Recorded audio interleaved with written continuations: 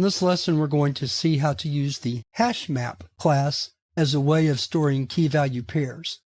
The Hashmap class differs from the TreeMap class that we just looked at in that a hash map cannot guarantee the order of the items in the collection. So, for example, in a tree map, the keys may be in alphabetical order or numerical order throughout the lifetime of a program. With a hash map, there is no guarantee of any such order. Other than that, they are exactly the same, and for most situations, they can be used the same. Since generally when we're working with associative containers, we're not worried about the order so much as being able to retrieve a value based on a key. So let's look briefly at how to use the Hashmap class.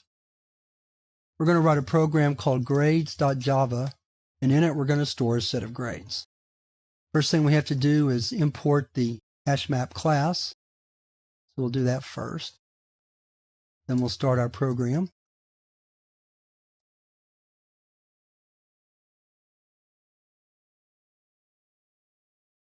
First thing we want to do is instantiate a Hashmap object. So we have to provide the data types for the key and value. So we'll do string integer for a set of grades, followed by open and close parentheses. To add name grade pairs, we use the put method. We'll put a few grades in here.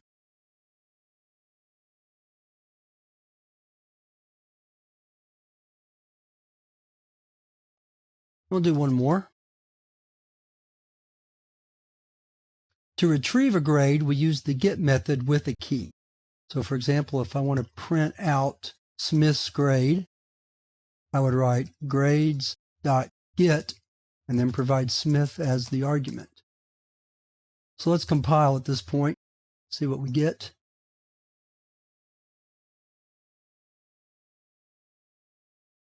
And so Smith's grade is 88. We can check the size of a hash map using the size method. Let's try that real quick.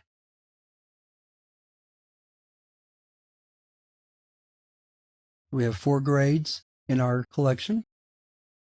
If we need to remove a grade, we have a remove method where we provide the key, and it will remove that key, assuming it's there. Well, let's add the size back in. So let's copy and paste that. Add that back in. There we go.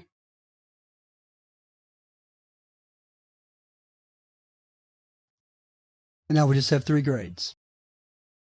If we want to check to see that a key exists before we actually remove it, which is usually a good idea, we can say grades contains key brown and put that inside an if statement. And we might add a little message here, call it a record.